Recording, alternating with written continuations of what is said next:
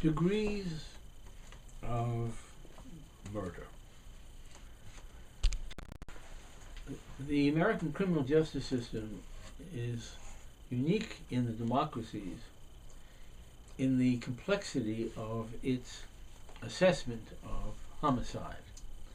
There are 4 degrees of homicide that vary in their perniciousness, that is, the degree to which the criminal justice system considers the taking of a life pernicious. The worst being first-degree murder or premeditated murder. Then less pernicious and thus somewhat less deserving of severe punishment would be second-degree murder. And then less pernicious would be voluntary manslaughter, which would bring a less punitive punishment.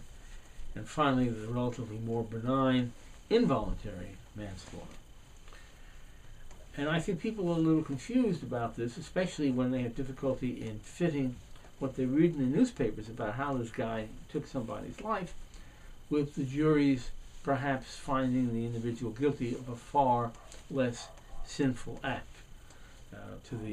To the reader of the paper, it looks like premeditated murder with all degrees of viciousness. The jury decides it was an inadvertent homicide and give the guy maybe 2 years in probation. So let's take a look at what these degrees of homicide or murder might be. The worst, first-degree murder, is the most pernicious. And here is where somebody thinks at great length, or maybe not at great length, maybe at medium or intermediate length, but he does give some thought to what he or she is going to do and sets up a plan, however hastily, and then carries out that plan. I'm going to kill that individual, here's how I'm going to do it, and I wait for my moment, and that's when I act. Second-degree murder is also a willful act of murder, but without any forethought. That the individual hadn't a plan. When he got up that morning, he had no idea he'd be killing somebody that night, but reached the point at that evening where he felt murder was appropriate and acted accordingly. Voluntary manslaughter is where an act of violence inadvertently results in a death. And involuntary manslaughter is where the person did not even intend harm, but through carelessness perhaps took the life of another.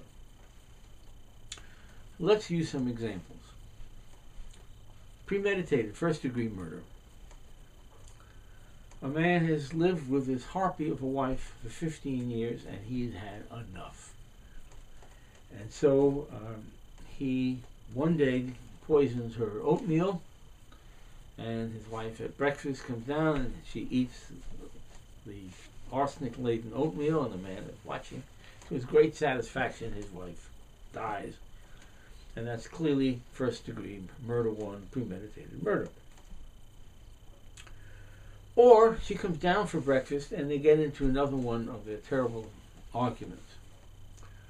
And he is so angry with her that he finally snaps, and he picks up her bowl of oatmeal and crashes it on her head and kills her. And he has tremendous feelings of satisfaction. And when he sat down for breakfast that morning, he had no plans to kill anybody, but she does it to him again and presses his buttons one time too many, and it triggers a lethal act on his part, and he smashes her skull with that oatmeal. Or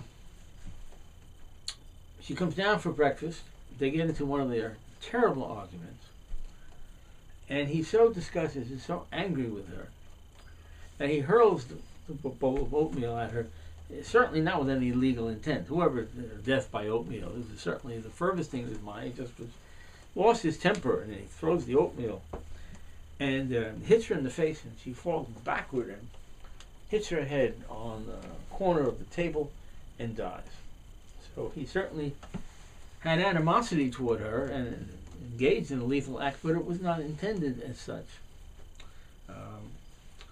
He intended her harm to the extent that getting hit with some oatmeal was harmful, but certainly not death. Or the fourth example, involuntary manslaughter. She comes down for breakfast, and while she's eating her oatmeal, they get into one of their terrible, terrible fights. And he says, I've had it with you. Every morning it's the same thing. I'm leaving.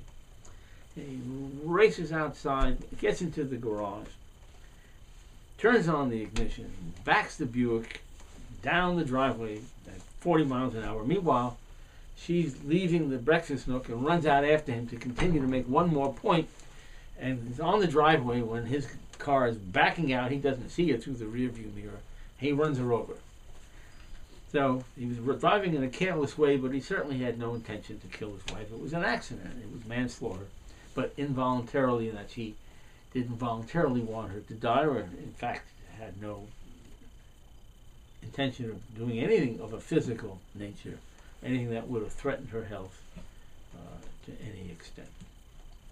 So these are the various degrees of murder, and a jury has to weigh a variety of factors in deciding where somebody falls on this continuum of lethality.